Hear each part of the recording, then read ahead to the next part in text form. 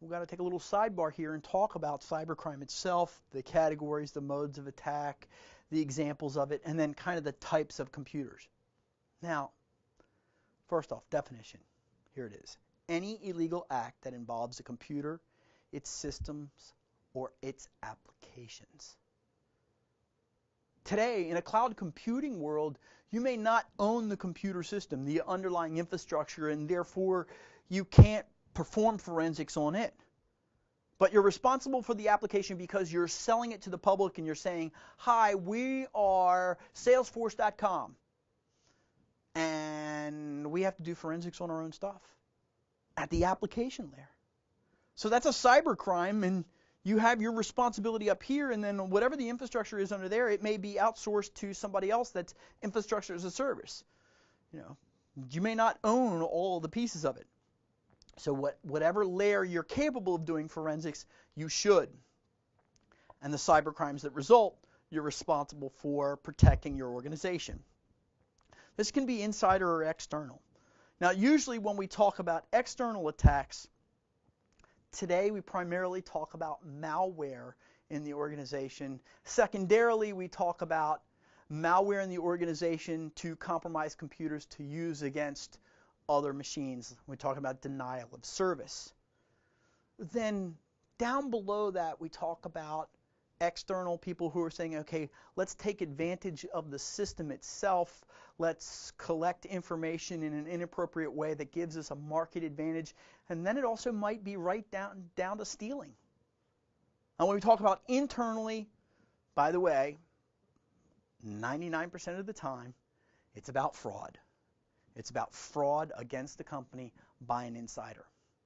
We don't want to have an adversarial relationship with the organization, or our employees to have an adversarial interaction with the organization, but it does happen. Unfortunately, these are trusted insiders, and so therefore we don't have as many mechanisms in place to reduce that particular threat. Perfect example of this is Bradley Manning. And as far as the DoD is concerned, he was an insider, and he did something against them. What kind of detection mechanisms did they have in place? Well, they said externally, when we vetted this person, we looked at them and said that they would never do these activities, and it turns out that he did those activities, and they didn't have the mechanisms in place to look at this information or collect it in a timely manner so that they could stop that activity from spilling data, as it were, at this point. Now, when we organize cybercrime, usually we talk about cybercrime and computers. We say, okay, how is the computer related to this crime? It could be the target of the crime. It could be that, hey, we want to take over that computer, compromise it, and make it a zombie or a bot so that we can attack other people. Or it may just be that somebody picks that computer up and says, I'm stealing this. It's the target of the crime. It could be the tool of the crime. This is how I'm going to actually create my botnet, and I'm going to go on my computer and I'm going to program it to attack you. Now it's the tool of the crime. Now it could be that it facilitates the crime. What do you mean facilitates the crime? Well, I'm going to keep the records of my criminal activity on my computer over here. Here's all of the people that I buy from. These are my suppliers for this illicit activity. And here's all the people that I sell to.